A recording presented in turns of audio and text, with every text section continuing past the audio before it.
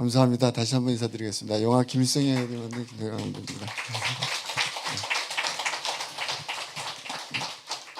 지금 시간이 1시가 넘었는데 대한민국에 이런 곳이 있는지 얘기는 많이 들었어요, 사실은.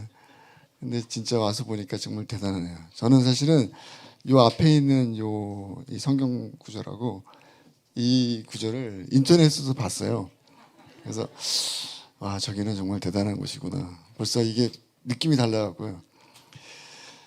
영화 김일성의 아이들을 만들기 위해서 2019년도 1월 5일 날, 날짜도 정확히 기억하는데 가방 7개를 끌고 이제 여정을 시작을 했습니다. 영화 얘기하기 전에요. 사실 에스더 기도운동본부에 관해서 2020년 6월 25일 날이에요. 영화 개봉한 게 극장에.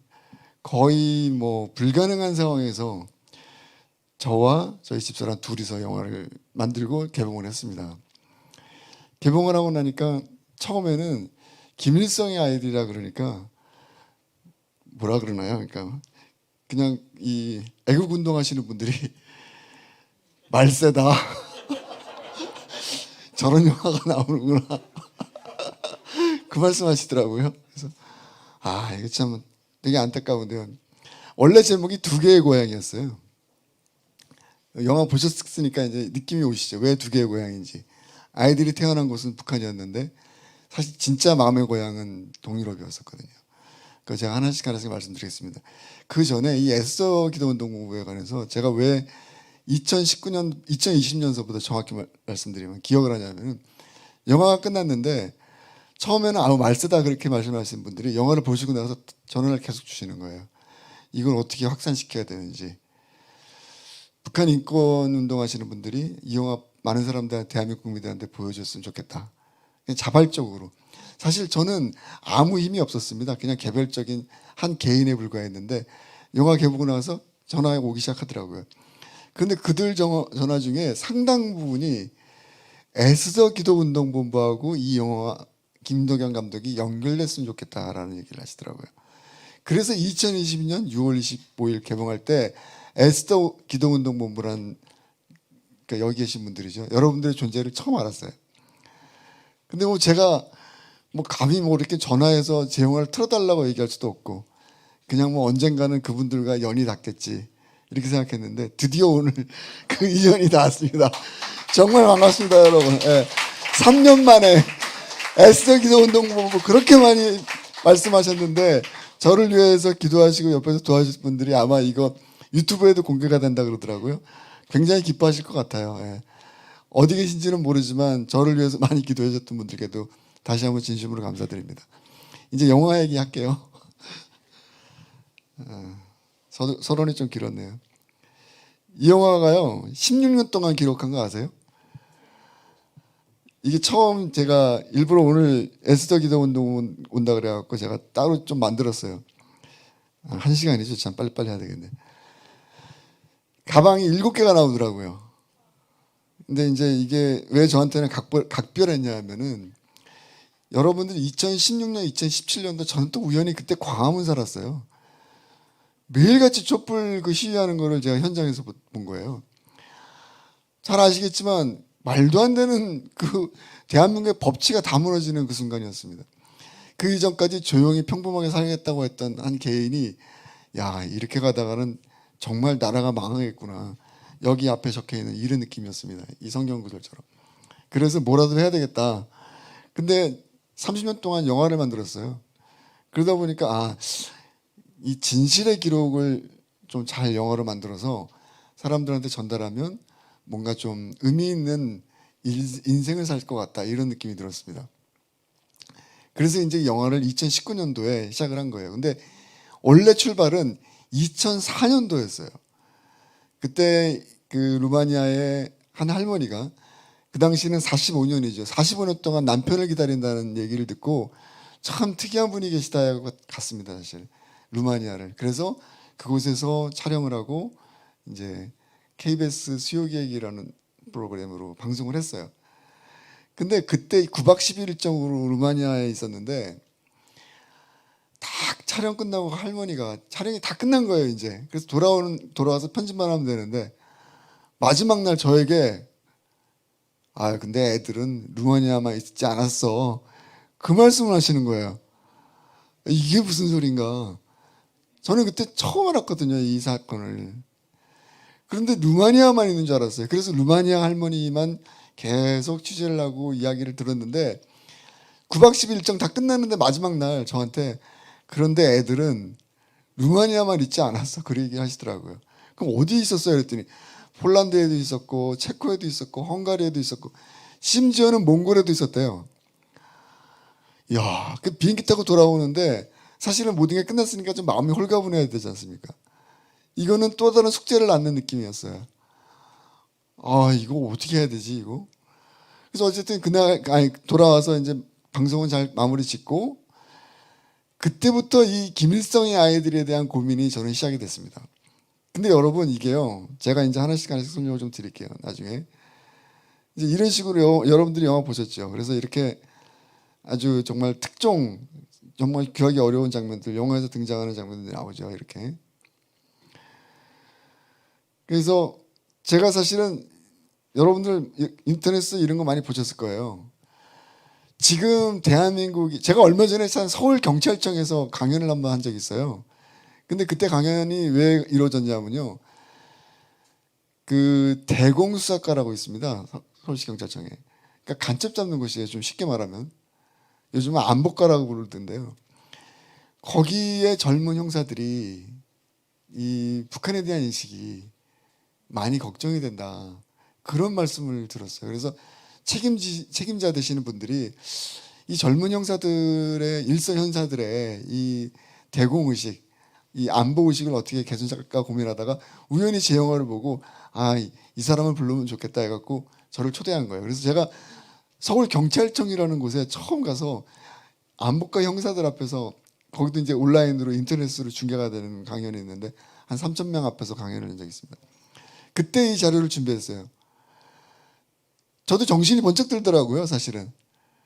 이 사진 한 장이 여러분들이 인터넷에서 많이 보셨을 수도 있는데 지금 파란 점이 대한민국입니다. 저희를 둘러싼 모든 게 다 붉죠. 지금 우리가 이런 상황 속에 살고 있습니다. 이 대한민국 사회에서 좌우의 갈등이 심하고 지난 70년 동안 온갖 역사적 왜곡 또 친북적인 사고방식이 강화될 수밖에 없었던 것은 너무나 당연한 겁니다. 사실은. 그렇기 때문에 지금 여러분들이 이 새벽 1시가 넘은 이 시각에도 이 기도를 하러 나오시는 여러분들이 정말 소중한 거고요. 저는 이런 분들이 정말 대한민국을 살리고 있다. 저는 그렇게 확신하고 있습니다. 저 역시도 이 사진을 보고 정신이 번쩍 들었습니다. 아, 뭔가를 해야 되겠다. 아까 말씀드린 것처럼. 그게 이 영화를 만들게 된 계기입니다. 2020년 6월 25일 아까 말씀드린 것처럼 6월 25일 날 극장에 개봉했습니다. 잘 아시는 것처럼. 한국전쟁 70주년이 되는 해죠. 당시 대한민국 정부가 한국전쟁 70주년이 됐는데 아무런 행사를 준비하지 않았습니다. 준비하고 싶지 않았겠죠. 왜냐? 문재인 정부 입장에서는 이런 얘기 하고 싶지 않았을 테니까요. 아픈 기억 더듬어서 뭐하나. 국민들 안 좋은 기억만 생기지. 근데 저한테는 이 사건이, 이 일이 굉장히 큰 자극이 됐어요. 야, 어떻게 대한민국 정부가 한국전쟁을 이렇게 침묵하면서 갈 수 있는가. 그래서 제가 작심하고 6월 25일 날 날짜를 잡고 영화를 개봉하겠다고 노력을 했습니다. 혼자서요. 근데 이게 되더라고요. 오늘 사실은 강연의 제목이 기적이 만든 영화라는 타이틀을 붙였거든요. 근데 기적이 만든 영화일 수밖에 없어요. 제가 솔직히 말씀드려서. 제가 사실은 이런 강연이 왜 이 기적이 만든 영화다라는 타이틀을 붙이게 됐냐면 그 이전까지는 그런 영화가 아니었어요. 무슨 뭐 김일성의 아이들을 통해서 북한을 잘 알자, 제대로 이해하자 뭐 이런 타이틀이었는데 중앙대학교에서 제가 강연을 한 적이 한 번 있었거든요. 제가 쭉 얘기를 하는데 갑자기 뒤에서 아멘 그러더라고요. 어떤 분들이. 그래서 아, 이거구나. 이거 교회에서 먹히는 얘기구나 이거. 그래서 제가 기적이 만든 영화 김일성의 아이들이라고 붙였거든요. 왜 기적이 만든 영화라고 붙였는지를 설명을 좀 드릴게요. 일단 6월 25일 날 개봉을 할 수 있었다는 것 자체가 아무런 힘도 없고 아무런 능력도 없는 제가 6월 25일 날 개봉을 한다는 게, 여러분 대한민국의 영화계가 얼마나 작용화되어 있는지는 얘기 많이 들으셨죠? 저는 몸소 싸우면서 갔습니다. 사실은 99%가 그냥 왼쪽으로 가 있다고 생각하시면 됩니다. 지금은 조금씩 이제 나아지고 있어요. 저 때문에. 농담이고요. 아직 멀었죠, 사실은. 근데 어쨌든 저한테는 2020년 6월 25일에 특별한 이유가 또 하나가 있어요. 6월 25일 날 즈음에서, 그 전이죠, 그러니까 헤로니모라는 영화가 나왔어요. 비슷하게 개봉을 했어요. 저보다 좀 앞서긴 했는데, 근데 당시 문재인 대통령이 이 영화를 감독서부터 시작해갖고 초대를 해갖고 오찬을 마련하고 갑자기 두 손을 번쩍 들면서 정말 훌륭한 멋진 영화가 나왔다, 정말 좋은 영화가 나왔다고 칭찬을 막 하는 거예요. 저희랑 비슷하게 갔거든요. 비슷한 급의 영화고. 근데 이 영화는 많이 도움을 받았어요. 사실은 제가 알기로 저희 영화는 이런 한 푼 받은 적이 없습니다. 저희만의 힘으로 했거든요. 근데 여러분, 이 헤로니모란 영화, 문재인 대통령이 청와대의 제작진들을 불러서, 감독을 불러서 손잡고 악수하고 기념사진 찍고 오찬을 나눴던 그 영화가 어떤 영화인지 설명을 드리겠습니다. 이 영화예요. 이 영화인데, 저는 일단 먼저 이 영화에 대해서 제가 뭐라고 하는 거는 절대 아닙니다. 저는 예술 작품에 대해서, 저도 창작을 하는 사람이기 때문에 이게 얼마나 힘들게 만든지 알아요. 제가 말씀드리는 거는 이 작품에 대한 비난이나 그게 결코 아닙니다. 이게 청와대에서 개봉된 오찬을 함께한 영화인데요. 여기 써 있죠. 쿠바를 사랑하고 조국을 꿈에 그리던 이 헤로니모. 이 영화가요, 여러분들 뭐 저는 굉장히 싫어하는 사람인데 열심히 홍보했습니다. 이 사람이, 이 털보 이 사람이. 여기 적혀 있죠. 쿠바 혁명에서 싸운 한인. 이 영화가요, 쉽게 말씀드리면은 쿠바 혁명 당시에 한인 공산주의자의 삶을 기린 영화입니다. 그냥 공산주의자의 삶이에요. 쉽게 말하면 국경만 좀 다른 데 있을 뿐이지. 이거를 한인이라는 이유로 문재인 대통령이 엄청나게 칭송을 했습니다. 다 이유가 있습니다. 이 사람도 여러분들 잘 아는 사람이죠. 유명한 탤런트고요. 이 사람도 엄청나게 이 영화를 칭찬을 했습니다. 자, 이 사람도 아마 요즘은 텔레비전에도 나오더라고요. 유튜브 학원 강사인데. 자, 이런 사람들이 영화를 막 홍보하고 막 좋은 영화다고 얘기합니다. 당신에게 조국이란 무엇입니까 하면서 중간에 글씨가 보이는지 모르겠네요. 대한독립 쿠바 혁명. 자, 이게 이제 하이라이트입니다. 지금 여기 보면은 청와대, 예전에 이제 용산 대통령실 옮기기 전에 청와대입니다. 헤로니모와 점점점 감독 문재인 대통령을 만나다. 자, 이겁니다, 이거. 그리고 이렇게 자, 건배도 하고. 자, 이게 문제가 왜 되냐면요. 첫 번째는 대한민국 대통령이 공산주의자의 삶을 정말 좋은 영화라고 얘기하는 게 옳은 일인가요? 우리가 지금 어디에 있는 사회인가요? 우리가 어떻게 이 나라를 만들었는데 대한민국 대통령이 공산주의자의 삶을 정말 훌륭한 영화다라고 칭송합니까? 그렇죠. 말도 안 되는 거죠. 그런데 여기에는 다 배경이 있습니다. 이 글자가 작아서 잘 안 보실지 모르겠지만 당시 문재인 정부가 계속적으로 추구했던 게 하나 있어요. 그게 뭐냐면은 상해 임시정부를 대한민국의 건국일이다, 이렇게 얘기했어요. 지금도 논쟁이 되고 있죠. 제가 나중에 말씀드릴게요. 제가 지금 건국전쟁이라는 영화를 또 만들고 있어요. 대한민국의 올바른 역사를 기록하고 이승만 대통령의 삶을, 이승만 대통령에 대한 왜곡된 비난 일색인 이 부분들을 올바로 규명하기 위한 사실이 무엇인지를 갖다가 담아낸 영화, 건국전쟁이라는 영화를 만들고 있거든요. 지금 이때부터 이미, 이게 2020년대인데요. 대한민국의 정부가 누구라고 말하지 않아도 다 아시는 그분께서 이미 대한민국을 왼쪽으로 옮겨놓기 위한 모든 작업들을 하고 있습니다. 그것은 역사에서부터 시작됩니다.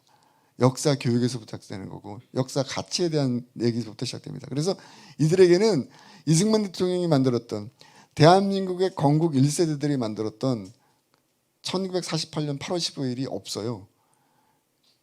자, 이런 것들이 오늘날 아주 교묘하게 진행되고 있는 역사 왜곡이라고 저는 생각이 됩니다.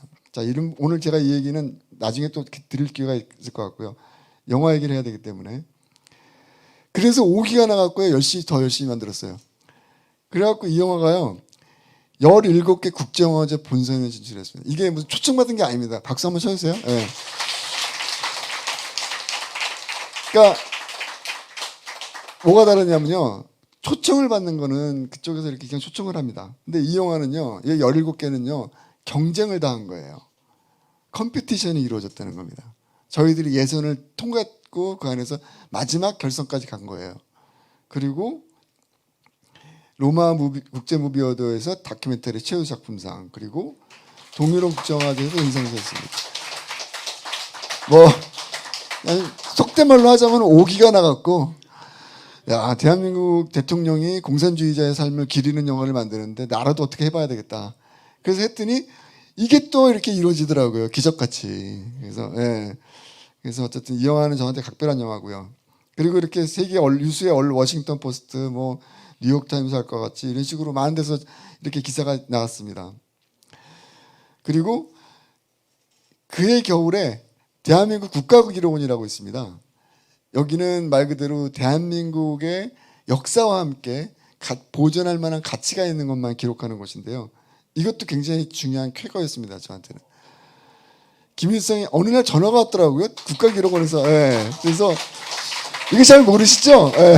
아, 이거 그래도 얘기하기 잘했네. 왜냐면 야, 그래도 여러분들이 내 편이시네. 예, 헤로니모 같은 거 참 이렇게 아까 인상 딱 쓰시는 거 보니까 진짜 얘기하길 잘한 것 같습니다.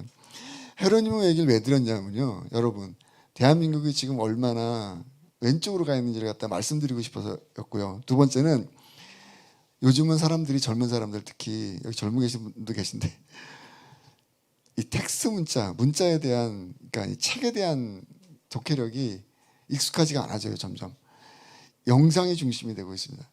그래서 여러분, 조국 영화가 나왔죠. 문재인 영화가 나왔죠. 자살한 박원순 영화도 지금 나오고 있습니다. 왜 자꾸 이런 걸 만들까요? 다 이유가 있어요.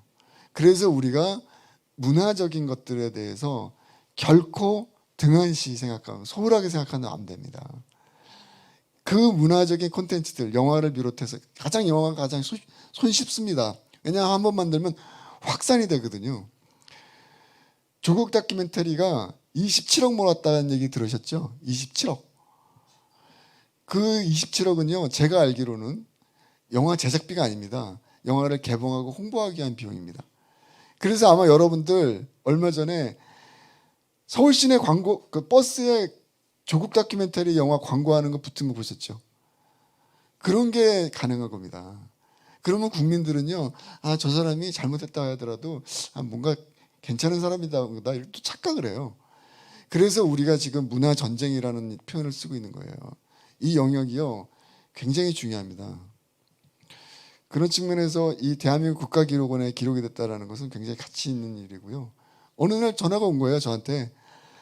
감독님의 영화가 엄격한 심사에 의해서, 저는 이렇게 요즘 선관위 이런 뭐 아빠 찬스 쓰고 이런 거 한 번도 이렇게 누구한테 도움을 받은 적이 없어요. 당당하게 경쟁을 통해 갖고 심사위원들의 경쟁을 통해서 감독님의 작품이 대한민국 국가기록원에 뽑혔습니다. 그러면서 저한테 그 말씀을 해주더라고요. 이제부터 대한민국 국가기록원은 수장고라고 있어요. 그게 우리나라의 가치로운 것들이 다 보관되는 곳입니다. 감독님의 작품은 오늘서부터 대한민국 수장고에 대한민국의 역사와 함께 영구 보존될 것입니다. 그 말을 하더라고요. 제가 정말 너무 감동적이었어요. 아, 진짜 보람 있구나. 그리고 이렇게 또 열심히 싸우니까 이런 결과를 얻는구나. 예, 그런 과정들을 거쳤습니다. 영화 얘기로 이제 구체적으로 좀 들어갈게요. 이게 또 중요한 얘기니까요. 이 표를 제가 간단히 그려왔는데, 이 전쟁과 프로젝트가 왜 생겼는지에 대한 설명을 드리고자 당시에는 소비에트 사회주의를 중심으로 해서 동유럽, 북한까지 쉽게 말해서 사회주의 공산주의 연대가 강하게 있었습니다. 그리고 반대로 자유민주주의를 추구하는 미국이 있었죠. 서유럽과. 당시에 이 전쟁과들을 자신들이 같이 다 보호하고 북한은 어차피 뭐 모든 것들이 파괴됐기 때문에 아이들을 해결할 수가 없죠. 아이들의 문제를. 그래서 이 문제가 사회주의 연대 차원에서 이루어졌던 거예요. 공산주의의 어떤 그 우월성을 갖다가 체제 우월성을 이렇게 강조하기 위해서. 안타깝게도 우리는 이런 입양을 통해서 이 문제를 해결했죠. 그래서 아직도 그 문제가 미완의 어떤 그런 과제로 남아 있는데 어쨌든 북한은 그렇게 갔습니다. 중요한 거는. 그런데 문제는 뭐냐면은 이 과정에서 동유럽 국가들 이 동유럽 국가들도 그 당시 45년도 제2차 세계대전이 끝났기 때문에 이 경제 상황이 그렇게 좋지 않았어요. 그러다 보니까 거기도 고아원이 필요했고 의사도 많이 필요했고 학교도 많이 필요했거든요.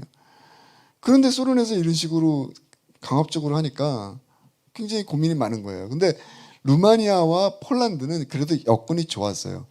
문제는 불가리아 같은 나라였어요. 여기는 지금도 굉장히 좀 이렇게 농업 국가고 굉장히 좀 낙후되어 있습니다. 굉장히. 그러니 그 당시에는 얼마나 힘들었겠어요. 여러분 영화 보시면서 제일 우리 관객들에게 좀 여러분들의 마음을 울린 분들이 몇 분 계실 거예요. 그분들이 다 불가리아 분들이에요. 근데 그게 왜 그러냐면요. 여러분 우리 그런 말 있잖아요. 정말 가난하고 힘들 때 친구가 진짜 친구다. 나랑 같이 있었던. 불가리아는요. 그 당시에 공산주의였지만 경제적으로 너무 낙후돼 갖고 계속해서 애들을 못 받겠다고 얘기해요. 우리는 얘네들을 받을 수가 없어 이러시고. 폴란드, 루마니아 이런 데는 여건이 좋다 보니까 막 3,000명, 2,000명씩 받았지만 불가리아는 그게 안 되는 거예요. 그래서 계속해서 못 받겠다고 얘기를 합니다. 근데 이제 당시 뭐 소비에트가 가만히 있나요? 일종의 이제 당근과 채찍이죠.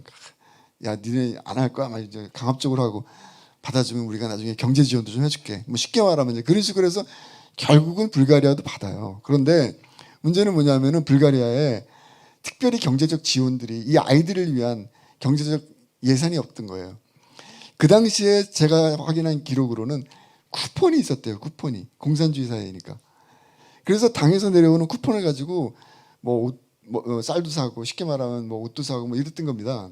그런데 아이들을 불가리아는요. 다른 데는 학교라든가 기숙사에서 아이들을 수용했는데 불가리아는 돈이 없다 보니까 집에서 수용한 거예요. 근데 이 얘기는 뭐냐면은 자신들이 받은 쿠폰을 반을 쪼개갖고 애들 줬다는 거예요. 사실. 그러니 그 사람들이 얼마나 헌신적이었겠어요. 그 당시에. 그렇게 7년 8년을 갖다가 거의 정말 가난하지만 서로 정을 나누며 살았던 사람들이 56년도에 갑자기 아무런 이유도 없이 북한으로 강제 송환된다고 하니 이 사람들 입장에서 얼마나 기가 차겠습니까? 그게 여러분들이 보신 이 불가리아 노인들의 그 안타까운 이야기였습니다. 그 얘기는 제가 좀 더 다시 하겠습니다. 자, 저는 사실은 이 영화 만들면서 이 사람들이 누구였을까 개인적으로 너무 궁금했어요. 도대체 이 사람들은 누구였고 왜 여기 왔고 그리고 도대체 북한으로 가서 이 사람들은 어떻게 됐을까? 하여튼 여러 가지 호기심들이 계속 생겼습니다. 그 영화 그 과정들을 추적하는 과정들이 이제 영화에 담겨 있는데요. 여기 기록에 제가 말씀드린 것처럼 아까 루마니아 3,000명, 폴란드 2,400. 그러니까 나머지는 이제 작은 나라니까 규모가 작다 보니까 이런 식으로 했습니다. 그래서 대략 한 5,000 정도가 기록으로 나오는데요. 제가 1년 동안 취재를 해보니까 기록으로 남아있지 않은 그런 것들이 또 굉장히 많더라고요. 그래서 그런 것들을 다 추산을 해보니까 약 10,000명 정도가 되더라 이겁니다. 여러분 10,000명이면요 엄청난 숫자예요. 1,000명도 대단한데 10,000명이면요 정말 대단한 숫자입니다. 이 10,000명이나 되는 아이들이 동유럽 곳곳에 살았던 거예요.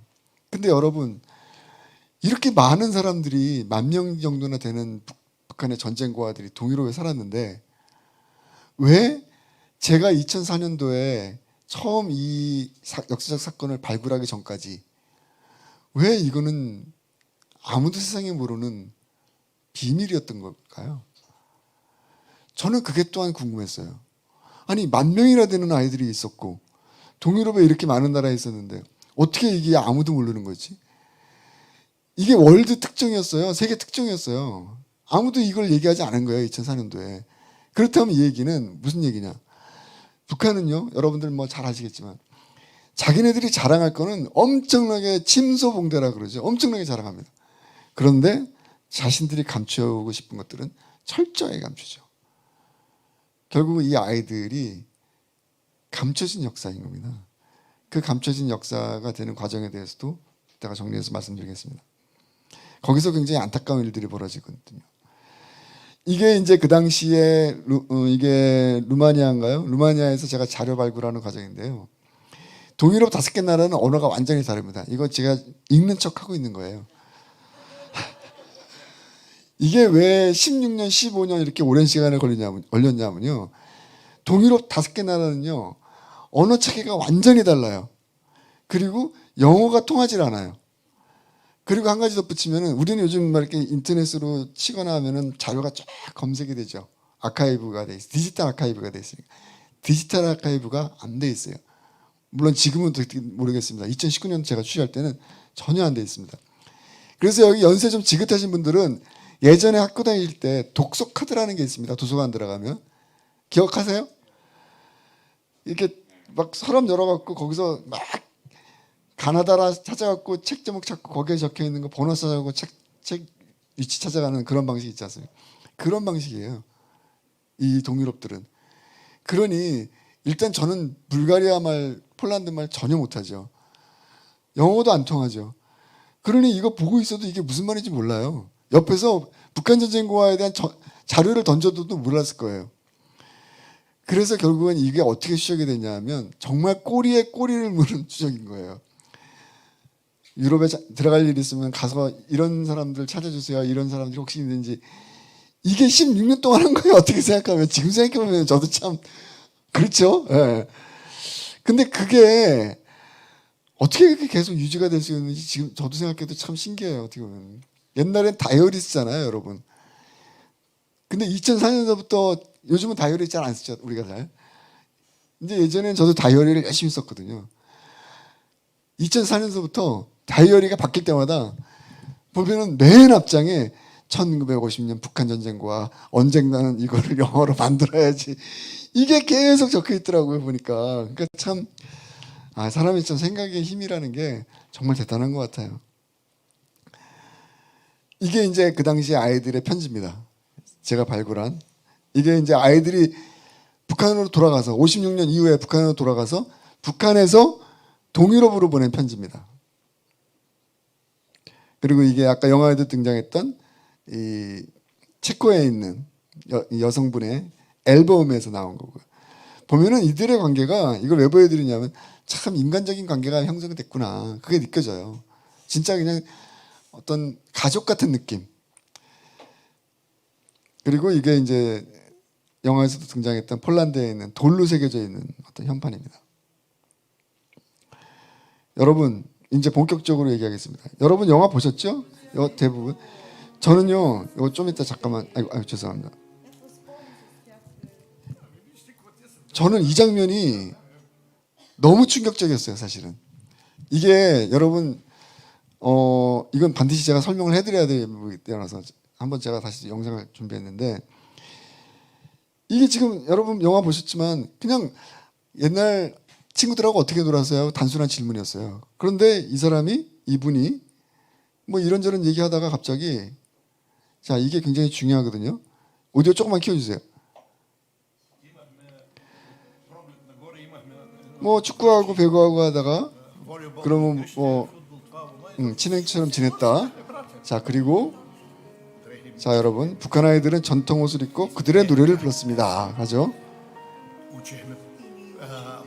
자 여기서부터예요.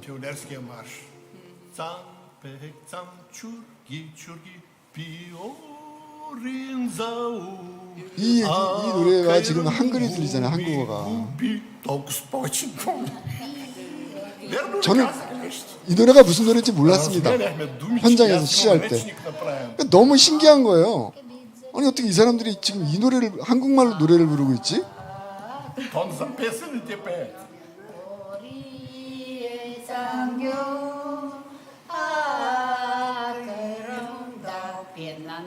김일성장군. 여러분 놀랍죠? 들리잖아요. 자, 일단 보충 설명을 드릴게요. 이분들이 계신 곳이 수도 소피아에서, 불가리아 수도 소피아에서 한 200km 정도 남쪽으로 내려간 시골 마을이에요. 한 군 정도 되는 대도시가 아닙니다. 그리고 이 사람들은요, 1950년대 북한 아이들과의 인연 말고는 한국과의 인연은 전혀 없는 사람들입니다. 요즘은 뭐 한류 문화가, 한류가 케이팝 이런 게 유행하다 보니까 젊은 사람들은 뭐 노래도 알고 한국말도 배우고 그러죠. 이분들은요, 시골에 계신 분들이에요. 쉽게 말하면. 그렇기 때문에 이 사람들은 한국과 인연이 없어요. 이 사람들이 한국말을 그 이후에 북한 애들이 떠난 다음에 할 이유도 없습니다.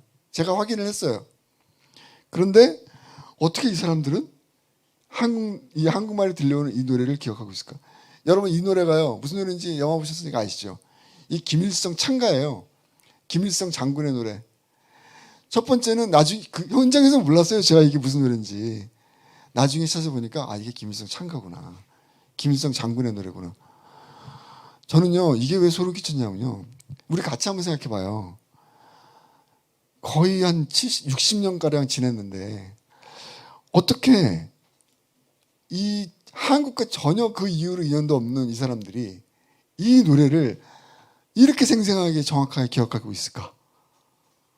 자, 이거는요, 옆에서 누군가가 이들 옆에서 엄청나게 이 노래를 불렀다는 얘기예요. 아침, 점심, 저녁, 자나깨나.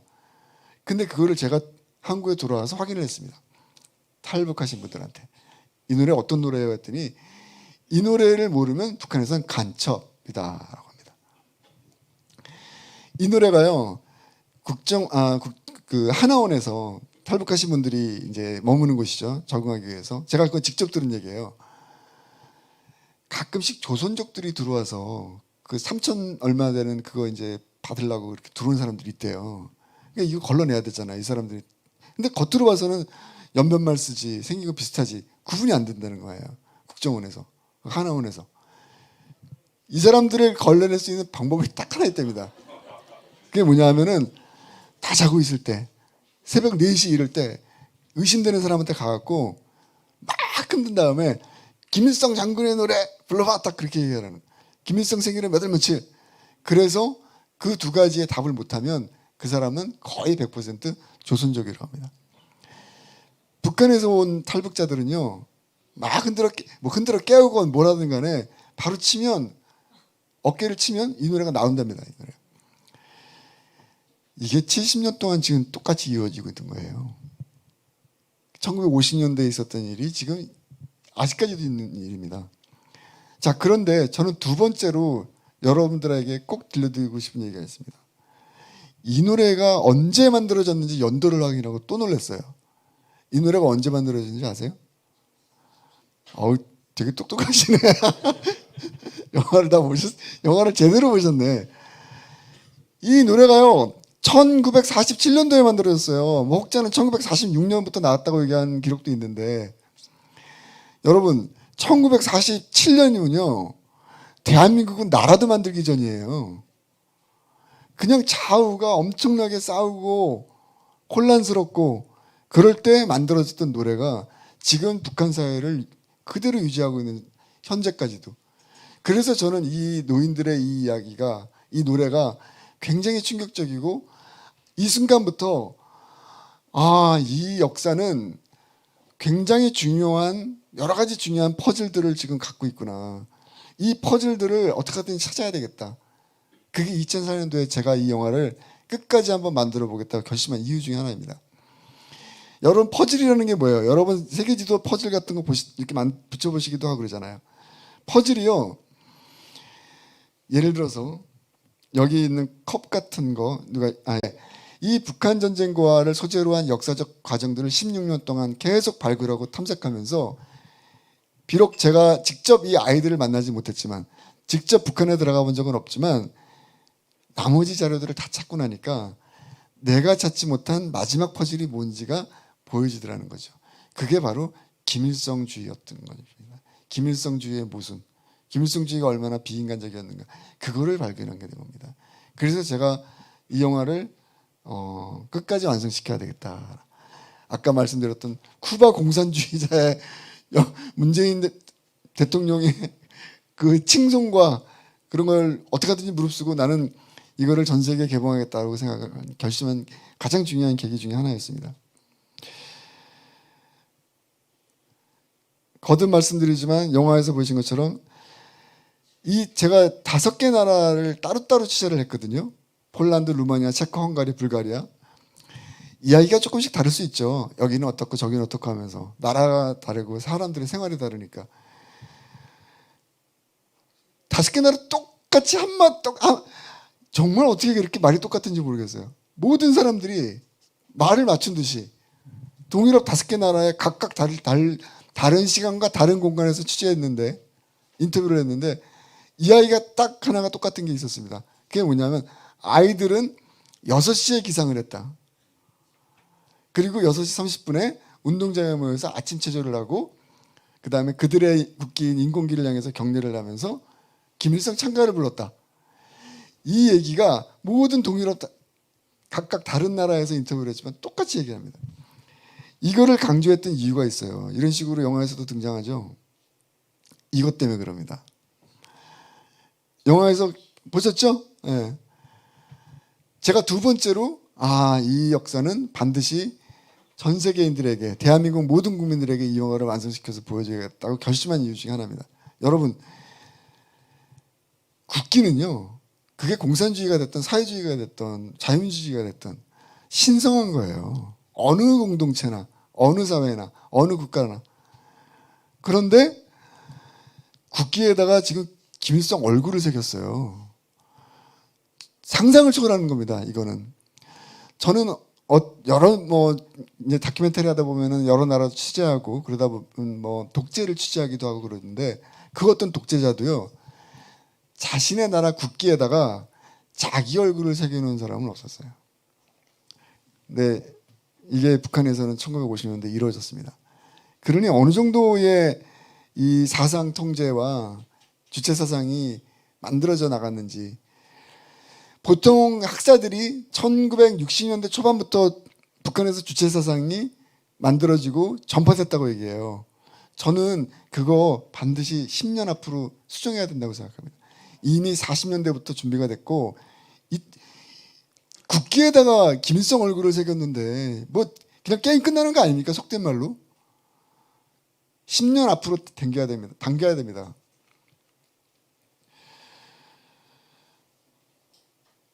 그리고 아이들의 모습들도 계속해서 자료를 발굴했습니다. 이게요, 여러분들 그 김일성 혁명 강자인가요? 왜 이렇게 해마다 이렇게 그 군인들하고 퍼레이드하는 거 보시죠. 발 맞추고 팔 맞추고 하면서 이렇게 막 걸어가지 않습니까? 행진하고. 그게 탈북하신 분들이 얘기하는데 그거 한번 하고 나면 무릎이 다 망가진다고 하더라고요. 그 장면이 여기서 똑같이 이루어졌습니다. 그러니까 이게요. 저는 정말 한편으로는 참 대단하다 이 사람들. 지금 남의 나라에 가서 소위 말해서 좀 속된 말로 빌붙고 있는 거예요 지금. 근데 그 나라 가서 지금 이루고 있는 겁니다 지금. 그러니 참 이 아이들이 얼마나 심각하게 사상 교육을 받았는지 여러분들 아마 짐작이 되실 것 같고요. 여기 이제 가장 대표적으로 조정호 씨와 영화에서 등장했던 뮤르체 여사, 이분들이 루마니아 공식 커플 1호예요. 결혼 처음 같이 공식적으로 했고 처음에 한 3년 동안 비밀 연애하다가 결국에는 결혼까지 꼴이 난 케이스입니다. 그리고 아이를 낳고 평양에서 아이를 낳죠. 이분은 아주 독특한 케이스인데 1959년도에 평양에 가서 살았어요. 자, 근데 이걸 왜 보여드리냐? 이분이 1959년도에서 이제 북한에서 강제로 쫓겨나요. 근데 쫓겨난 이유가 뭐냐면은 그 당시에 북한에서 외국인 배척 운동이 일어납니다. 여러분 이게 발레 슈즈예요. 북한에서는요 1959년서부터 60년도에 이때 외국인 배척 운동이 일어나면서 발레 슈즈도 금지가 됐고요. 서양의 사상 문명 이런 것들이 다 금지가 됐어요. 심지어는 서양인들이 몰고 있다 그래서 이 유모차까지도 금지시켰고 이 악기도 서양 악기, 바이올린, 첼로 이런 것들을 전부 자기네들 식으로 개량한 겁니다. 이때 이루어졌습니다. 그러니까 이게 무슨 얘기냐? 주체사상과 외국인 배척운동이 같이 일어났다는 걸 꼭 말씀드리고 싶은 거예요. 이게 결국은 오늘날까지 북한을 갖다가 올가매고 있는 거라고 저는 생각이 듭니다. 그로부터 결국에는 이분이 이제 이별을 당하게 되는데, 이 사람은 평생을 교육자 간부로서 선생님으로 살았던 분이에요. 남자분이. 그리고 그래서 그 덕분에 루마니아도 고위급 교육자로서 파견이 됐던 거고요. 근데 이 사람한테 어느 날 당에서 명령서가 도착해요. 탄광 광부로 발령을 난 거예요. 그러니까 교육자 인텔리에서 집안도 좋았던 교육자 인텔리에서 하루아침에 탄광 광부가 된 겁니다. 근데 이 사람이 왜 탄광 광부가 됐는지 아세요? 이유는 하나예요. 바로 옆에 있는 이 외국 여자. 아까 제가 말씀드렸죠. 주체사상의 흐름이라는 것이 외국인 배척운동과 같이 왔다는 거, 흐름을. 그러다 보니까 이런 일들이 벌어지는 겁니다. 이게 말이 안 되는 거죠. 아이까지 있는데. 그래서 결국은 이 여성이 쫓겨나고, 영화에서 보신 것처럼, 제가 영화에서 다 보셨기 때문에 그 부분들은 넘어가겠습니다. 결국은 남편을 계속 기다리면서 45년, 지금은 벌써 60년, 70년이 됐죠. 그런 비극적인 일들이 벌어지는 겁니다. 이런 식으로 사람들이 결국에는 계속해서 이제 자신들의 어떤 사연들을 갖다가 계속 이제 사람들한테 전달하고 그러는데요. 이 편지, 여러분들 영화에서 등장하는데, 이 편지를 제가 왜 클로즈업했냐면요, 이 사람들이 북한으로 간 아이들이 어떤 아이들이었는가 우리가 이해할 수 있는 단서예요. 여러분 이거 그냥 보셨죠? 처음에는 잘 보세요. 맞춤법 하나도 안 틀리죠. 얘들이 예를 들어서 폴란드에는 폴란드어로 필기체로 폴란드 글로 편지를 쓴 것들, 정말 보통 명필도 그런 명필이 없어요. 그런데 한글은 삐뚤빼뚤, 문자도 지금 제대로 정리가 안 돼 있습니다. 이 얘기는 무슨 얘기냐면요, 아이들이 북한으로 돌아갔을 때 얘네들은 거의 외국인이었다는 거예요. 자신의 말도 거의 다 잊었고 글도 제대로 못 쓸 정도로, 그런 아이들이 북한으로 다시 돌아간 겁니다. 그러니 그 아이들이 얼마나 힘든 삶을 살았겠어요. 그래서 이제 이런 사진들이 이제 계속 등장하고 있고요. 걸어서 북한을 탈출해 갖고서는 폴란드까지 가겠다고 하는 아이도 나올 정도니 대단한 거죠, 사실은. 제가 생각할 때 이 사람이, 원둔천이라는 사람이 기록에 의한 탈북자 1호인 것 같아요. 네. 자, 이제 얼마 안 남았습니다, 여러분. 요거는 체코에서 발견된 건데요. 이게 지금 돌에다가 이름을 새긴 거예요. 근데 이게 화강암 같이 아주 단단한 재질입니다. 여러분 돌에다가 이름 써보신 적 있어요? 탈북하신 분들이 제 영화를 보시고 참 우리하고 이게 그렇게 다른 거예요. 우리는 이게 그냥 그런가 보다 고개를 끄덕거리면서 넘어가는 부분인데, 북에서 탈북하신 분들은 이 장면에서 엄청나게 눈물을 흘리세요. 왜 그런지 아세요? 본인들이 돌에다 이름을 새겼기 때문에, 그런 경험을 가진 사람들이 많기 때문입니다. 이게요, 우리는 자유민주체에서 태어날 때부터 자유를 만끽하고 살았던 사람들 입장에서는 이게 그냥 잘 이해가 안 되는 부분이에요. 머릿속으로는 이해가 돼도 정말 참 복잡한 건데요. 이 아이들, 여기 보면은 1956이라고 적혀 있죠. 숫자가. 이게 아까 말씀드린 것처럼 김일성이 강제 송환 명령을 내려서 전원 송환된 그 해거든요. 그러니까 이 돌에다가 이름을 새긴 아이들을 제가 만나지 못했겠죠, 당연히. 근데 제가 한참을 있었어요, 이제. 이 오벨리스크 앞에서. 정말 여러 가지 생각이 들었는데, 결국은 어쩌면 아이들은 두 번 다시 이 체코, 자신의 두 번째 고향인 이 체코 고향 마을에 돌아오지 못할 거라는 걸 알고 있었던 것 같아요. 그러다 보니까 이제 이런 걸 남기고 떠난 거죠. 탈북자들이 그 얘기를 하시더라고요, 탈북민들이. 자기도 중국 공안에 잡혀갖고 중국 교도소라든가 수용소나 또는 무슨 뭐 이렇게 강제 수용소 같은 거 잡히면 마지막에 이제 죽는구나 생각할 때, 죽는다는 생각이 들 때 어떻게 하든지 간에 벽에다가 뭔가 낙서를 한대요. 그 얘기를 하면서 많이 우시더라고요. 저도 이제 굉장히 인상 깊었는데, 그래서 영화에서도 등장한 것처럼 가장 중요한 것은 이겁니다, 여러분. 왜 아이들이 강제로 돌아갔는지, 그리고 그 아이들이 아까 처음에 말씀드린 것처럼 왜 70년이 지났는데도 아직까지 이 역사가 북한에서 제대로 알려지지 않고 있는 것일까?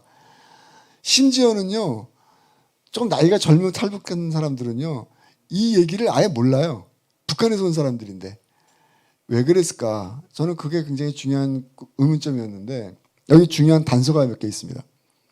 기차가 중국 국경을 통과하자마자 이 폴란드 선생님들이 해주신 증언이에요. 아이들의 편지를 받고 간이역마다 아이들을 내렸더라는 거예요. 간이역마다 2명, 3명 이런 식으로.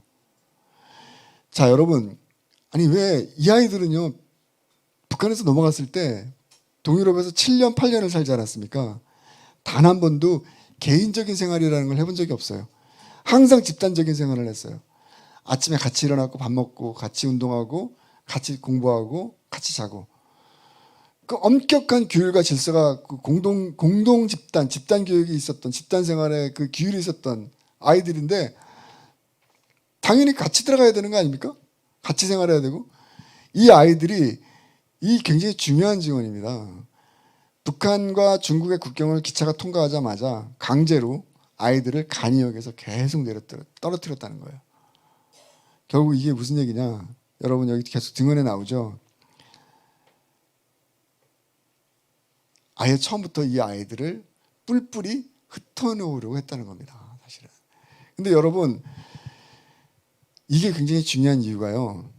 자, 우리가 아까 저는 이 영화를 퍼즐을 맞추듯이 영화를 만든다고 말씀드렸잖아요. 저는 북한에 가본 적이 없어요. 이 아이들을 직접 만난 적도 없고요. 그래서 너무 궁금한 거예요. 아이들이 도대체 어떻게 됐을까? 그리고 왜 이 아이들을 이렇게 비인간적인 방식으로 이렇게, 제가 뭐 단언은 할 수 없지만 상당수의 많은 아이들이 거의 죽거나 거의 뭐 이런 수용소라든가 탄광, 이런 강제 수용소 이런 곳에 끌려갔다고 합니다, 사실은. 그럴 수밖에 없겠죠. 한국말도 제대로 못하는 거예요. 1941년생이 학적부를 보니까 1941년생이 제일 많아요. 그 이전생도 물론 있고 그 이후도 있지만 41년생들이 1951년도에 동일호에 도착했으면 10살인 거예요. 근데 여러분, 우리 어린아이들은 외국에 가서 사실은 언어가 빨리 깨져요. 그리고 말을 또 잊어버려요. 그 아이들이 7년에서 8년 정도 생활을 했다면 17, 18살, 조금 많은 애들은 20살도 되는 거거든요. 그러면 정말 한국말 잊을 수 있는 거예요. 그리고 사고방식이 완전히 서구화 되겠죠. 아무리 공산주의 시대라 하더라도 동유럽은 그래도 오래된 지적 전통이 있기 때문에 어떤 자유라든가 이런 개념들이 남아있었던 겁니다. 그래서 헝가리 같은 경우에서도 부다페스트에서 56년도에 자유혁명이 일어날 수 있었던 거거든요. 제가 드리고 싶은 얘기는 무엇이냐? 왜 김일성은 이 아이들을 이렇게 뿔뿔이 흩어놓고 이 아이들을 역사에서 완전히 지워버렸는가? 그겁니다. 자, 우리는 이걸 거꾸로 추적하면 돼요. 만약에 여러분들이 한 나라를 이끄는 지도자라고 생각해 보세요. 우리 1945년도에 해방된 이후에 1950년 뭐 전쟁 끝나고 나갔고 그 어렵고 힘들었던 시기에 제1공화국, 우리 건국의 지도자들이 제가 생각할 때 제일 잘한 게 뭔지 아세요? 아이들을 외국으로 보낸 거예요. 국비장학생으로. 제가 이승만 대통령의 영화 건국전쟁을 준비하면서 깜짝 놀란 것 중 하나. 여러분 1951년서부터 53년까지 전쟁하고 있었잖아요. 대학생이 되면은 징집 면제됐다는 거 아세요? 저는 굉장히 충격이었어요. 그건 이승만 대통령의 명령에 의해서 1951년서 전쟁 이후 50년 이후부터 시작해서 대략 보니까 51년서부터 시행이 됐던 것 같더라고요. 전쟁 와중에 한 사람의 군인이 필요한 때 아닙니까? 그런데 대학생이 되면 징집 면제가 되는 거예요. 그 이유가 뭔지 아세요? 전쟁이 끝난 다음에 대한민국을 이끌어 나갈 인재가 있어야 된다는 거예요. 그리고 그 철학과 그 논리로 아이들을 계속해서 미국이라든가, 대부분 미국이었죠. 우리가 원조를 받았으니까. 그들이 다시 10년 후에 미국에서 앞선 선진 기술과 문명, 건강한 사고방식, 자유민주주의에 대한 사고방식을 가지고 돌아와서 대한민국을 이끈 겁니다. 그게 제가 생각할 때는 오늘날 우리 번영의 토대였던 겁니다. 그렇기 때문에 이제는 사람의 힘은 정말 중요한 겁니다. 제가 왜 김일성에게 배신감을 느끼고, 배신감이라기보다도 어떤 비인간적인 부분을 느꼈냐면은, 정말 그가 좌파 역사학들이 얘기하는 것처럼 무슨 뭐 항일 뭐 하고 뭐 이런 얘기, 북한 사회를 제대로 이끌었다고 이렇게 얘기하고 있지만, 저는 결코 받아들일 수 없는 게, 정말 올바른 정치 지도자였다면은요, 이 1만 명의 북한 전쟁과들, 동유럽에 살았던 아이들은요, 북한 사회를 발전시킬 수 있는 너무나 소중한 인재였던 거예요. 자원이었던 거예요. 북한은 스스로 자기 자원을 다 지워버린 겁니다. 다 죽여버린 거예요. 이유는 뭐겠어요? 김일성 독재를 위해서입니다. 자기 자신을 위해서 1만 명이나 되는 아이들을 희생시킨 겁니다. 세상에 그런 체제가 어디 있어요? 그런 지도자가 어디 있어요? 그런 무지막지한 지도자가 무슨 뭐 좌파 역사학자들 얘기하는 말도 안 되는 소리입니다. 사실은. 이 영화가 의미가 있는 게요, 영화 끝나고 나왔고, 영화 이제 여기는 우리 다 같이 생각이 같은 분들이 모여있지만, 때로는 생각이 다른 사람들 같이 볼 때가 있어요. 대학교 같은데. 그럼요, 영화 끝나고 나왔고요, 어떤 사람이 바깥에서 기다리고 있어요. 그러면서 갑자기 막 와서 인사합니다. 눈물을 뚝뚝뚝 흘리면서. 감독님, 저는 극좌파입니다. 그래서 이 영화 보고 나서 생각이 많이 바뀌었습니다. 얼마나 보람이 있겠어요. 굉장히 중요한 포인트예요, 이게. 그래서 이 영화가 3년이 지난 아직까지도 계속 살아남을 수 있는 이유고요. 제가 이제 6월 9일 날 건국전쟁이라는 영화를 만들기 위해서 그 출장을 떠나요. 한 40일 정도 출장을 떠나거든요. 미국, 캐나다, 하와이까지. 지금 세계 곳곳에서 영화 상영회가 스케줄이 잡히고 있어요. 특히 미국에서. 워싱턴 DC, 뭐 뉴욕, 뭐 이런 곳에서요. 너무 기쁜 얘기죠, 사실 어떻게 보면은. 그래서 어쨌든 저는 이 영화를 통해서 정말 많은 것들을 배우고 깨달았는데, 자, 영화 얘기는 이제 여기까지 하겠습니다. 중요한 건 오늘 그러면 왜 김 감독은 왜 제목을 기적이 만든 영화라고 해서 기적 얘기는 안 하나? 하나도 제대로 안 했죠. 어떻게 보면 한두 개죠. 정말 중요한 얘기입니다. 이제 정신 좀 번쩍 주무시는 분들 깨세요.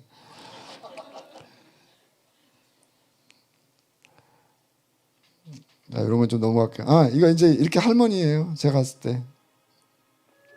아, 이거 참, 이거 빠뜨리면 안 돼. 이거 눈물 나는 얘기입니다, 이거. 이게 사전이에요, 사전. 영화에서 보셨죠? 남편 나라의 언어를 잊지 않겠다고 한글 쓰셨는데 2004년도에 갔더니 이렇게 쌓여 있었어요, 제가. 그 A4 용지가. 기억서부터 시작해갖고. 그게 2019년도에 갔더니 사전이 돼갖고 있는 거예요. 루마니아 최초의 사전입니다. 사랑의 힘은 대단한 것 같아요, 어떻게 보면. 자, 이제 제목이 첫 번째 기적으로 나왔습니다. 여기서부터 여러분, 이게 제가 오늘 사실 여기 에스더 기도운동 와서 꼭 전달하고 가야 돼. 이거는 제가 전달하는 얘기가 아니라 더 위대한 분이 전달하라고 하는 것 같아요.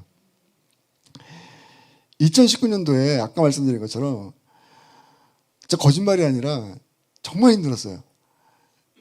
이게 어디를 어떻게 가야 될지 모르겠는 거예요. 그냥 열정만 가지고 간 거예요. 각 나라별로 폴란드 전화번호 하나, 연락할 수 있는 사람 하나, 루마니아 전화번호 하나, 그리고 있는 돈을 뭐 재산이 많지도 않지만 뭐 차 팔고 뭐 다 팔고 해갖고 현금이 필요하지 않겠어요. 현금이 1년 동안 뭐 대략 1년 정도는 걸리겠다고 생각했으니까 모든 돈을 다 모든 자산을 현금화 시키고 그런 각오로 갔는데, 가자마자 몸살 나고 독일에서 이제 체코로 넘어가는 여정이었는데, 이게 100년 만에 독일 체코 국경에서 폭설이 쏟아진 거예요. 그래서 국경이 봉쇄가 된 겁니다, 이게. 저는 시간이 돈이잖아요. 어떻게 보면은 빨리 가야 되는데 움직이지 못하는 거예요. 몸도 아프고 어떻게 가야 되는데, 그래서 계속 기다리다 나중에는 어느 날 갑자기 제가 독일 사람들한테 당신네들 뭐 안 도와주면 나는 그냥 혼자 갈게. 그래서 제 날짜는 제 의견에 하지 않는데 내가 몇 월 며칠 날 나는 그냥 갈 거야. 뭐 당신네들이 맞건 안 하건 뭐 폭설이 내리건 뭐 길이 차단되면 걸어서도 갈 거야. 그러고 됐는데 그날 아침에요,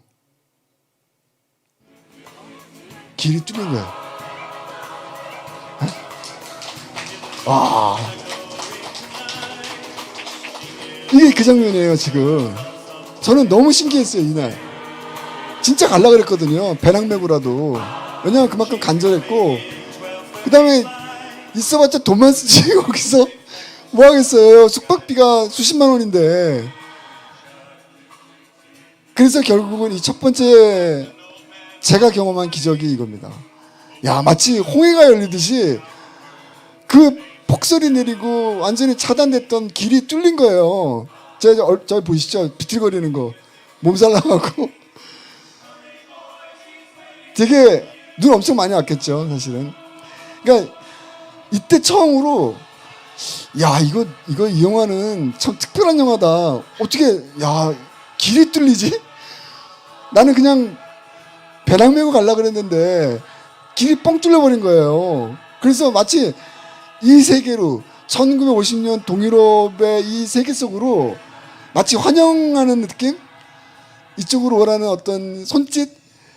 그래서 이렇게 영화가 시작이 된 거예요. 그래서 이게 첫 번째 저에게 잊지 못할 기적이었고요. 아직 안 끝났습니다, 여러분. 옆에 주무시는 분 빨리 깨우세요. 두 번째 또 있습니다. 두 번째 기적이 또 있었어요. 여러분, 이거 다 제가 뻥치는 거 아닙니다. 다 진실의 목소리입니다. 제가 어디 에스더 기도운동본부에 와서 거짓말 하겠습니까? 자, 일단 잠깐만요. 이거 여러분 잠깐만, 이것도 잠깐만요. 아유, 죄송합니다. 아유, 제가 오늘 좀 버벅거리네. 여러분, 이게 왜 안 되지? 죄송합니다. 아이고.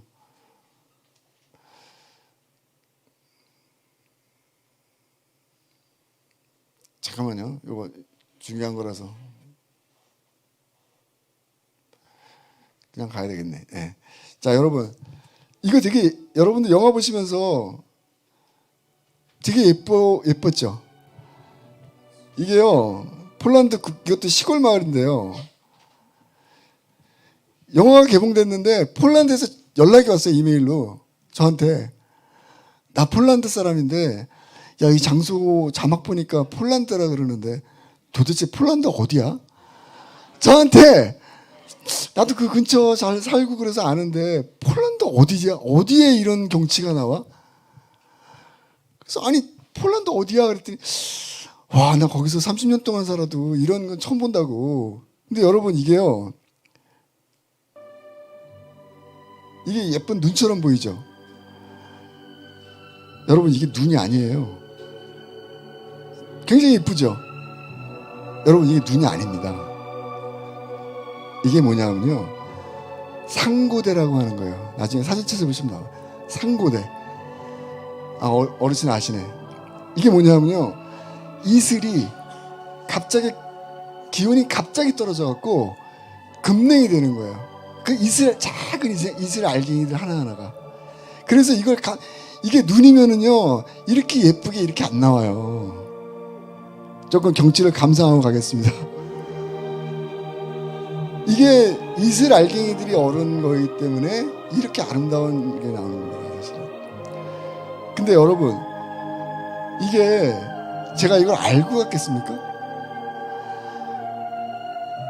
이게요, 아까 처음에 차 장면, 저는 그냥 목적지 내비게이션을 찍고 쭉 가고 있었던 거예요. 아침 시간에, 새벽에 취재를 하기 위해서. 근데 운전을 하는데, 여러분, 이건 지금 드론으로 찍었기 때문에 위에서 보는 거잖아요. 근데 갑자기 눈이 참 예쁘게 왔네, 이런 느낌이 들더라고요. 근데 갑자기 제가 오른쪽 발이 브레이크를 밟더라고요. 그냥 브레이크를 밟게 되더라고요. 이렇게. 되게 예쁘다 하면서 이렇게 밟게 되더라고요. 저도 눈인 줄 알았어요. 그리고 이제 올린 거예요, 드론을. 그때 이렇게 아름다운 경치가 나온 거예요. 근데 여러분, 이게요, 왜 폴란드 사람들이 도대체 저기 어느 지역인지를 왜 물었냐면요, 이게 이슬이잖아요. 이게요, 해가 뜨면 금방 녹아버려요. 그러니까 이거는요, 조금 길게 잡아서 한 20분 정도? 10분, 20분 정도면은 해가 이제 뜨고 기온이 올라가면 이 모든 것들이 사라지는 거예요. 그런데 제가 폴란드는 거기 처음 가보는 제가 시골 마을을 처음 가보는 제가 거기 가면 상고대가 아주 멋있게 있으니까 그걸 거기서 딱 몇 시에 딱 거기 가면 도착해서 내가 딱 드론 띄우고 촬영하는데 제가 그렇게 찍었겠습니까? 그냥 간 거예요. 그냥 가다가 갑자기 브레이크를 밟은 거예요. 제가 브레이크 밟고 여기 좀 되게 특이한 곳이네 하고 드론을 올렸더니 이렇게 멋진 장면이 나오더라고요. 근데 이 상고대와 관련된 이 장면이 사람들한테 너무 아름답고 너무 강렬한 느낌을 준다 그러더라고요. 그리고 마치 북한 전쟁과 그 아이들의 그 신비한 역사 속으로 이렇게 빨려 들어간다는 느낌? 뭐 이렇게 보신 분들이 그런 말씀 하시더라고요. 근데 이거는 정말 하나님의 선물이었습니다. 이거는 제가 계획한 게 아니에요, 지금. 그냥 찍은 거예요. 갑자기 차를 멈추고. 그랬더니 이렇게 아름다운 장면이 나오는 거예요. 이 장면 덕분에 사실은 해외에서는 굉장히 정말 아름다운 영화구나 그런 평가를 많이 받았거든요. 그래서 저한테는 정말 잊지 못할 두 번째 기적이고요. 이제 거의 다 끝났습니다, 여러분. 마지막 세 번째 기적이에요. 근데 사실은 숫자를 제가 여러분들한테 편히 얘기하려고 이렇게 말씀드린 건데 한 10가지의 기적이 있었어요. 그냥 좀 말씀드리면은 뭐 여러분 재밌어 하시니까 하나 더 해도 되겠네. 다시 재미없을까 봐 뺐는데 저 드론이 추락을 했어요, 여러분. 저걸 찍고 며칠 있다가 다른 곳에서 그래갖고 뭐 날린 거죠. 그러니까 못 찾겠더라고요. 하루 종일 찾았는데 그래서 뭐 돈도 없는데 또 드론까지 잃어버렸으니 얼마나 또 제가 또 안타깝겠습니까? 다행히 이제 그 메모리 카드는 살린 거예요. 그 이후에 그러니까 그래서 너무 허탈하고 정말 그 시간이 돈인데 한 푼 한 푼 마치 그 왜 곶감 하나씩 빼앗아가듯이 이렇게 그 돈 쓰는 그 느낌 아실 거예요. 이렇게 막 여유가 있고 결코 여유가 있어서 제가 한 게 아니니까. 근데 드론까지 날렸으니 어떡합니까? 그래서 그때 제가 너무 허탈해갖고 밤에 잠이 안 와갖고 페이스북에다가 오늘 어디서 드론을 날렸는데 떨어져서 추락했는데 못 찾았습니다. 그렇게 된 거예요. 그래서 원래 아무 생각 없이 그랬더니 어떤 분이 되게 제가 불쌍해 보였나 봐요. 우리 여러분 김도현 감독을 위해서 우리 5,000원, 10,000원씩 모아서 우리 도와줍시다 이렇게 한 거예요, 사실은. 그래서 저는 그냥 뭐 아니 감사합니다. 이제 그리고 사실 까맣게 잊고 있었던 거죠. 그러고 나서 한 달쯤 됐나? 어느 날 갑자기 저한테 연락이 온 거예요. 감독님 진짜 보낸다고 온 거예요. 그래서 네 감사합니다 했고 이제 안 받을 수는 없잖아요. 또 계좌번호를 딱 드렸어요. 저 드론 값이요 92만 원이었어요. 제가 살 때. 계좌에 딱 찍힌 돈이 얼마인지 아세요?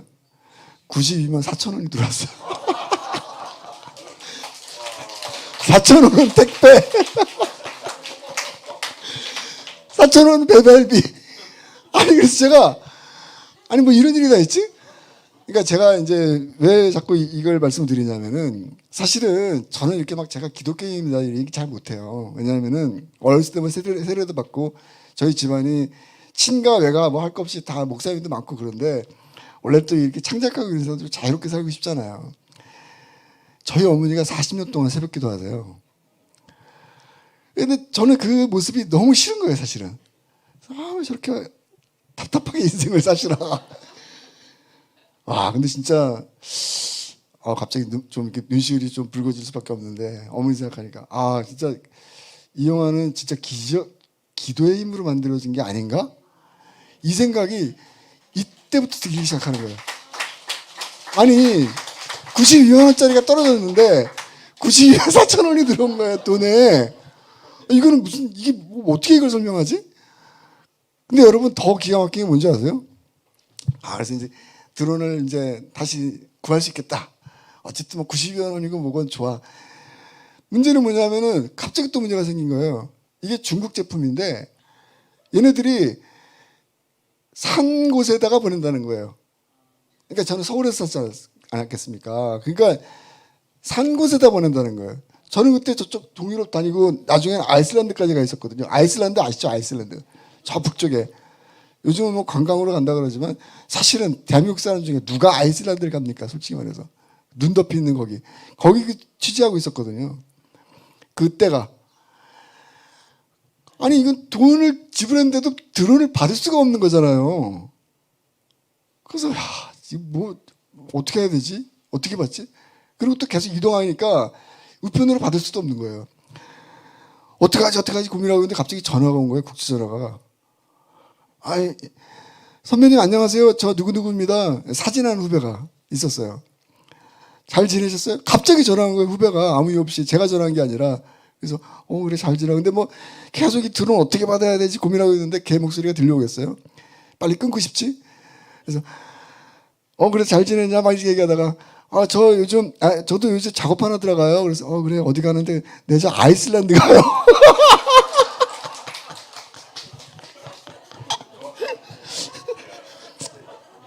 이거 참 제가 얘기하고는 저 거짓말하고 있구나 이렇게 생각하는 사람이 있을지 모르겠는데 정말 아니 제가 여기 십자가 앞에서 어떻게 거짓말하겠습니까? 아니 아이슬란드를 오겠다는 거예요. 이 사람이 아이슬란드를 와라라고 해도 사실은 저거 하는데 형 저 아이슬란드 가요 그러는 거예요. 그래? 언제 오는데? 내일이요. 그래서 제가 드론을 받았습니다. 아이슬란드에서. 그러니까 이런 일들이 계속해서 발생을 하는 거예요. 그러니 제가 어머님한테 얼마나 죄송하겠어요. 맨날 새벽기도 간다고 뭐라 그랬는데 왜 이렇게 답답하게 인생을 살려고. 참 반성 많이 했죠. 근데 마지막 하이라이트가 하나 딱 나와요. 이 사람 때문인데 사실은 이게 거의 마지막에 했었어요. 이게 루마니아입니다. 루마니아.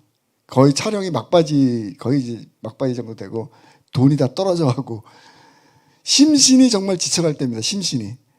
근데 여러분 지금은 제가 여러분한테 웃으면서 이 영화 되게 재밌죠, 괜찮죠, 의미 있죠, 북한이 건 이제 뭐 김일성주의 이렇게 본질을 뭐 거창한 얘기 많이 하는데요.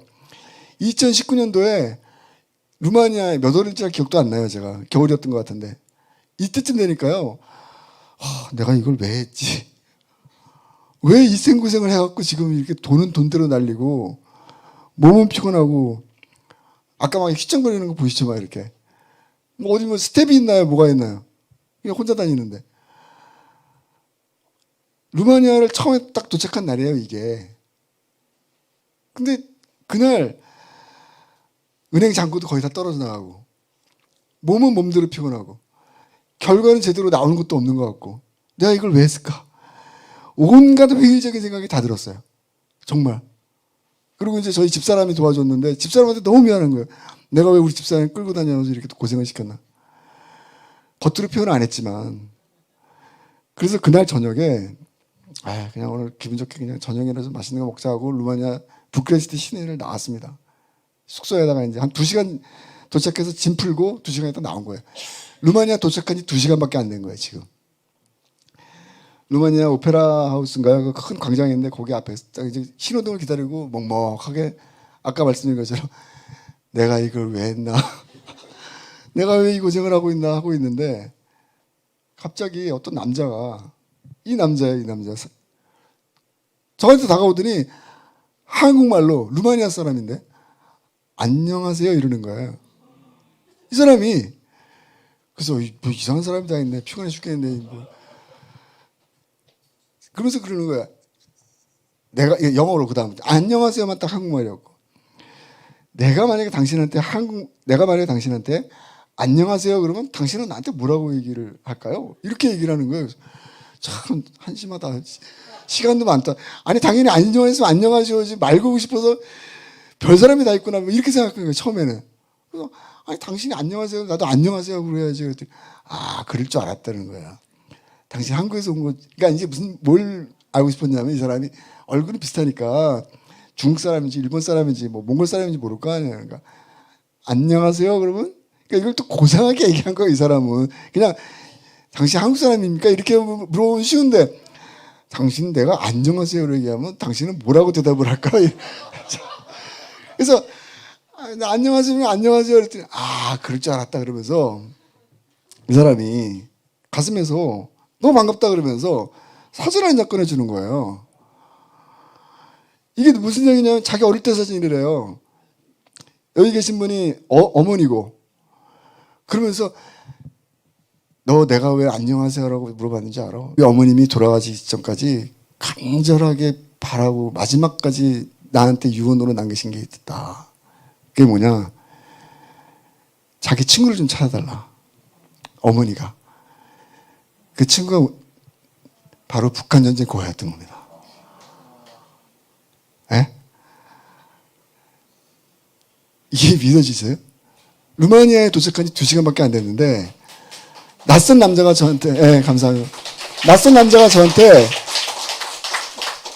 말을 걸었고 그 낯선 남자가 제가 먼저 우리 뭐 북한 전쟁 고아 찍으러 왔어 이 얘기한 게 아니에요. 지금 저는 말하기도 싫은 거예요. 뭐 이걸 내가 왜 하고 있지 하고 이러는데 그런데 이 남자가 저한테 와갖고 사진을 보여주면서 당신이 한국 사람 같아서 내가 말을 건다.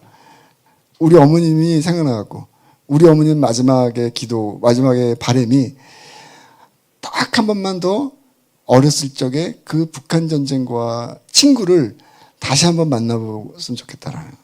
근데 그 뜻을 이제 이루지 못하고 돌아가셨다.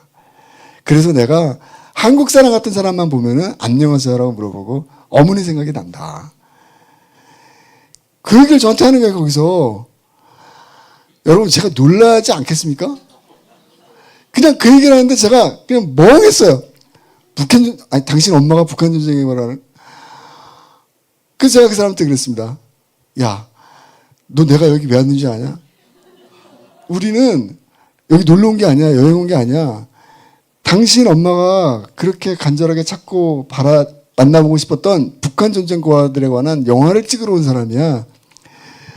그랬더니 반대쪽에서 그 사람이 또 놀라는 거예요. 서로. 둘이 같이 놀라는 거예요. 지금. 무슨 이런 일이 다 있냐고. 그러면서 이 사람이 야 정말 신기하다. 그러면서 이러는 거예요.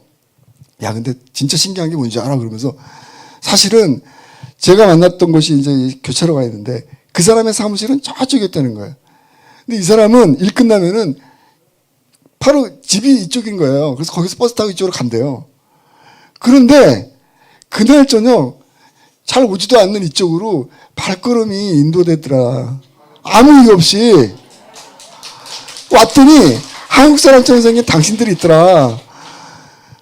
이번 제가 놀랄 차례죠. 그 서로 야 너무 신기하다. 어떻게 이런 일이 있냐. 그래갖고 그날 저녁에 둘이서 정말 길거리에서 페이스북으로 이제 주소 이렇게 이메일 주소 교환하고 뭐 사진도 찍고 그랬습니다. 어쨌든. 근데 이제 밥 먹으러 가고 이 사람밖에 기억이 안 나더라고요. 근데 이 사람도 마찬가지였나 봐요. 저처럼. 너무 신기한 체험인 거죠. 그러니까. 그날 밤에 식사를 마치고 들어갔더니 밤에 이메일이 하나 왔습니다. 이메일이 뭐라고 적혀 있었냐. 당신과 만났던 순간은 신이 존재한다는 것을 알게 해준 놀라운 신호였습니다. 하나님의 축복이 당신의 여정과 늘 함께하길 기도하겠습니다. 제가 이 사람의 이 이메일을 열고 정말 펑펑 울었어요. 그래서 결국에는 이 사람과의 이 만남이 저한테는 모든 것을 포기할 수밖에 없을 정도로 힘들고 정말 좌절의 시간이었는데 몇 걸음 더 가볼 수 있는 용기와 희망을 던져준 그런 사건이었어요. 사건이라기보다도 정말 소중한 인연이었습니다. 사실. 그러니 제가 이 영화를 기적이 만든 영화라고 제목을 붙일 수밖에 없겠죠. 어쨌든 뭐 살다 보면은 뭐 여러분들 다 비슷한 체험을 하실 거예요. 저는 참 어떻게 보면 좀 축복받은 것 같아요. 그러니까 뭐 재산을 탕진해 갖고 뭐 하나님을 알게 된다거나 몸이 아파 갖고 하나님을 알게 되는 사람들이 또 많은데 저는 영화를 만들다가 이렇게 신의 존재를 갖다가 이렇게 알게 된, 아니, 제 마음속에서 신이 떠난 적은 한 번도 없지만, 어떻게 보면은, 믿음은 사라지지 않았죠. 근데 이제 우리가 이제 보통 얘기하는 신앙으로서, 저희 40년 동안 새벽기도 하셨던 어머님의 저의 불만과 이런 것처럼, 이제 그런 것들이 제대로 이제 잘 이루어지지 않았었는데, 저한테는 어쨌든 너무나 큰 축복이었고, 살면서 아마 이런 경험은 두 번 다시 하지 못할 그런 체험이었던 것 같습니다. 그래서 정말 감사합니다. 이런 부분에 대해서는. 이 얘기를 꼭 여러분들한테 전달하고 싶었어요. 다 끝났고요. 소름 끼쳤어요? 예. 바로 이 대목을 사실은 제가 중앙대학교에서 강연하고 있는데 갑자기 맨 뒤에 계신 어떤 여자분들이 아멘 그러는 거예요. 이 남자 얘기를 하는데. 그래서 제가 이거 교회 가서 얘기해야 되는구나. 교회 가서 제가 얘기하라는 뜻이구나. 그런 좀 그걸 알았죠, 사실은. 마지막 이제 한 장 남았습니다. 다 끝났어요. 이게 이제 건국전쟁이라는 영화고요. 여러분들이 김일성의 아이들은 이미 다 끝난 거고요. 그리고 사실은 여러분들이 어떻게 생각할지 모르지만 영화를 올해 한 편 더 만들었어요. 부정선거 관련한 들어보신 분도 계실 거예요. 예. 여긴 정말 다 우리 편만 있는 것 같아. 예. 당신의 한 표가 위험하다라는 제목이에요. 아세요? 보셨어요? 그 제가 만들었어요. 그랬구나. 제가 그런 사람이에요.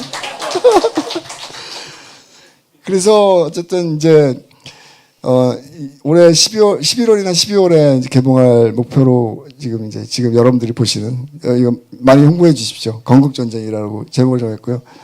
2021년부터 시작했으니까 벌써 이것도 한 3년 됐네요. 저 제목 정하는데 3년 걸렸습니다. 저 건국전쟁이라는 내자 정하는. 정말 너무 힘들었어요. 이번 영화는 제목 정하는 게 너무 힘들었어요. 근데 딱 정하고 나니까 너무 마음에 들어요. 그리고 영어로는 The Independence War. 그러니까 독립전쟁? 이렇게 또 어떤 분이 여쭤보시더라고요. 다 뜻이 있습니다. 무슨 뜻이냐? 45년도에 해방은 됐지만 진정한 의미에서의 건국은 이루어지지 않았다. 저는 그렇게 생각이 들어요. 여전히 대한민국은 지금 좌우가 갈등하고 있고 특히 친북 주사파 세력들이 대한민국을 너무 망가뜨려 놨어요. 너무 역사를 거짓말시켜 놨고 특히 이승만 대통령. 저는 그래서 바둑으로 치면 포석 같은 거라고 생각돼요. 이승만 대통령을 왜 이렇게 북한이 70년 동안 죽이려고 했는지 그 이미지를 파괴하려고 했는지 굉장히 우리 역사에 있어서 굉장히 중요한 부분들을 많이 간직하고 있습니다. 정말 우리가 오늘날에 살아가는 우리가 대한민국의 번영과 발전에 정말 누가 이 기틀을 만들었는지를 알아야 되고 스스로 우리가 좀 감사하면서 살아가야 되는 가장 중요한 부분들이 저는 다 그 시기에 몰려있다고 생각하거든요. 아직까지 우리는 건국전쟁을 하고 있고요. 완벽하게 지금 우리가 이기지 못하고 있는 상태입니다. 저는 그래서 이 구호가 너무 마음에 듭니다, 사실은. 이 공산주의 세력으로부터 대한민국을 막아내고 자유민주 체제를 확고하게 만드는 것. 사실은 솔직하게 말해서요. 지금 여러분들도 그렇고 저도 그렇고 우리가 싸우는 이 결과물 언젠간 이길 거라고 저는 확신하는데 이 결과물은요. 우리가 가져가는 게 아닙니다. 제가 가져가지 않을 거예요. 30년, 40년 여러분들의 자제분들, 저의 자식들, 저희 후대들이 누릴 축복인 것입니다. 그런데 우리는 우리 아이들을 위해서 지금 우리가 반드시 해야 될 일이 있다고 생각합니다. 그것이 여러분들과 제가 오늘 이렇게 이른 새벽에까지 같이 이야기했던 것이 아닐까 그런 생각이 들고요. 건국전쟁도 많이 어렵습니다, 사실은. 저 사람은 맨날 앞에 나와서 영화 어렵게 만든다 그러는데 어려울 수밖에 없는 게요. 대한민국에서 너무 이 구조화돼 있어요. 좌파들의 이 모든 것들이. 그래서 어쨌든 갈 겁니다. 갈 거고. 김일성의 아이들 때도 여러 번 기적을 체험했는데 이번 건국전쟁 때도 그런 비슷한 기적이 또 일어나지 않을까. 그랬으면 좋겠고요. 그래서 제가 잘하는 게 한 가지 있더라고요. 이렇게 돌이켜보니까. 그러니까 잘 포기는 안 하더라고요. 그래서 이번에 건국전쟁도 어려움들이 있겠지만 끝까지 포기하지 않고 완성해서 어쩌면 올 겨울에 눈 내리는 날 애써 기도운동 초대해 주신다면 건국전쟁 영화 들고 와서 또 이렇게 여러분들한테 인사드릴 수 있는 기회가 있으면 좋겠습니다. 여러분 오랜 시간 집중해 주셔서 얘기 들어주셔서 감사합니다. 네, 감사합니다. 네, 감사합니다. 네. 이것으로 마치겠습니다. 네.